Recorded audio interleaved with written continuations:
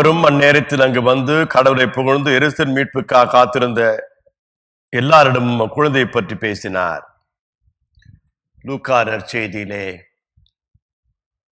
பெண்கள் சிறப்பிடம் பெறுவதை பார்க்கின்றோம். 40 நாள் குழந்தையே சிமியோன் மாத்திரம் வாழ்த்தவில்லை, கரத்திலே ஏந்தி இறைவனை துதிக்கவில்லை. இங்கு அண்ணா என்ற ஒரு தாயும், எருசலேம் ஆலயத்தில் இருந்திருக்கின்ற அந்த தாயும் குழந்தை இயேசுவை பார்க்கின்றார், புகழ்ந்து பேசுகின்றார், மக்களுக்கு கற்பிக்கின்றார். சிமியோன் பாடல் பாடினார், ஆனால் அண்ணா அவர்களோ புகழ்ந்து பேசுகிறார்கள். என்ன புகழ்ந்து பேசினார் என்று குறிப்புகள் இல்லை, ஆனால் புகழ்ந்து பேசியிருக்கிறார். அதில் சில வார்த்தைகள் கோடிட்டு காண்பிக்கப்பட்டிருக்கின்றன. அது என்னவென்றால்,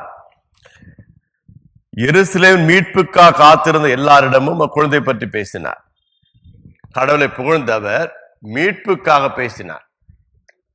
யாரெல்லாம் மீட்புக்காக காத்திருக்கிறார்களோ, பொது நலனுக்காக வாழ்கிறார்களோ, அவர்கள் தெளிவடைய அதை பேசியிருக்கிறார்.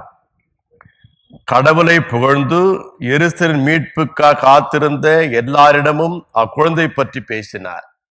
எனவே மீட்பை விளக்குவது நமது கடமை. திருச்சபையுடைய முதன்மையான கடமை இயேசு கிறிஸ்து கொண்டு வந்து நற்செய்தியை அறிவிப்பது, நற்செய்தி விளக்கி கூறுவது, நற்செய்தி வழியாக அடிமைத்தனம் அழிக்கப்பட்டு மக்கள் மீட்படைய பணியாற்றுவது. இது மையமாக்கப்படுகிறது. இவர் யார் என்றால், இவருக்கு வயது 84. அவர் 7 ஆண்டு மாத்திரம் தன்னுடைய கடனோடு வாழ்ந்தார். இப்பொழுது கைம்பெண்ணாக இருக்கின்றார். எருசலேம் ஆலயம் அவருக்கு இடம் கொடுத்திருக்கிறது. இரவும் பகலும் தங்கி ஜபித்து வந்திருக்கிறார், உபவாசம் இருந்திருக்கிறார்கள். எனக்குரிய 60 ஆண்டு என்று சொல்லலாம். வாழ்க்கையின் பெரும்பான்மையான காலகட்டத்தை அந்த தாயார் கழித்திருக்கிறார்கள். கடவுள் அவர்களை அங்கு எதிர்க்க வைத்திருக்கிறார்.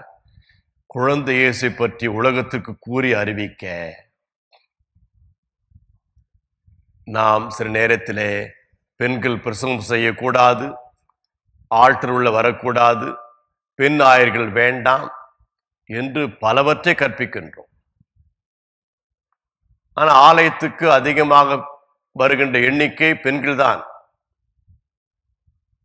அவர்கள் நேரத்துக்கு வந்து வழிபடுகிறார்கள், இறைவார்த்தை கேட்கிறார்கள். இதெல்லாம் உணர அழைக்கப்படுகின்றோம். அண்ணா அவர்கள் எருசலேம் ஆலயத்தில் தங்கியிருக்கின்றார்கள். சடங்காச்சார் நிறைந்த ஒரு ஆலயம், பெண்களை புறக்கணித்த ஒரு ஆலயம். குறிப்பிட்ட இடத்திலே அவர்களுக்கு இடம் கிடைத்திருக்கிறது. அவர்கள் அந்த நேரத்திலே அங்கு வந்து குழந்தையை புகழ்ந்து பேசுகிறார்கள், கடவுளை துதிக்கிறார்கள், மீட்பை விளக்கி சொல்கிறார்கள். மீட்பை விளக்குவது என்பது இறைவார்த்தை விளக்குவது, அருளுரை ஆற்றுவது. திருச்சபை வசனத்தை விளக்கி சொல்வதற்காகத்தான் வைக்கப்பட்டிருக்கிறது. சடங்காச்சாரத்தில் முக்கியம் அல்ல, விழாக்கள் முக்கியம் அல்ல, வார்த்தையை மையப்படுத்தப்படுதல் வேண்டும். அந்த வார்த்தை எது நோக்கி செல்ல வேண்டும்? மீட்பை நோக்கி சொல்ல வேண்டும். மீட்பு யாருக்கு? அடிமைத்தனத்தில் வாழ்வோருக்கு. இந்தியாவில் யார் அடிமைகள், யார் தாழ்த்தப்பட்டவர்கள்? இனம் காண வேண்டும். அதற்கு சமூக பகுப்பாய்வு தேவை, கல்வி தேவை.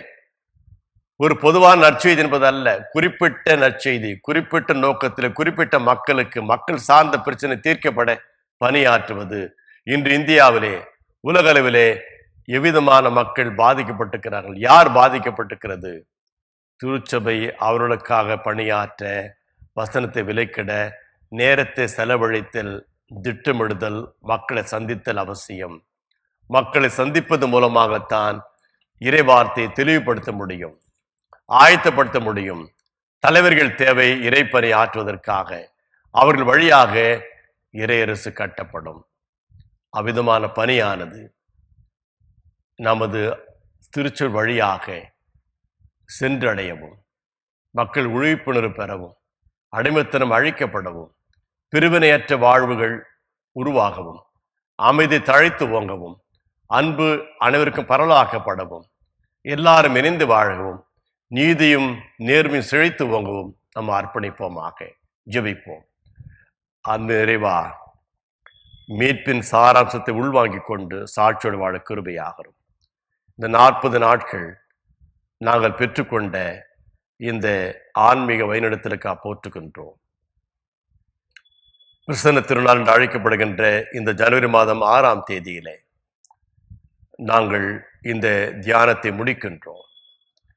இந்த தியானத்தை 40 நாட்கள் நாங்கள் பார்க்கவும் பங்கேற்கும் பயனடையவும் பணியாற்றிய மீடியா குழுவை கருத்திலே கொடுக்கின்றோம்.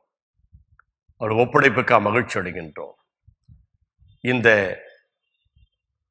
ஆன்மீக பயணத்தின் வழியாக நாங்கள் பலனடைந்து மீட்புக்காக அர்ப்பணிக்கவும், அடிமைத்தனம் அழிக்கப்பட்டு விடுவிக்கப்படுகின்ற வாழ்வை எல்லாரும் பெற்றுக்கொள்ளவும் நீர் கருவியாக பயன்படுத்தியிருளும். இந்த ஆண்டு எனக்கு மகிழ்ச்சியாக இருக்கட்டும். இறைமகன் இயேசு ஜெபங்களும் எங்கள் தாயும் தந்தையுமா கடவுளே, ஆமென்.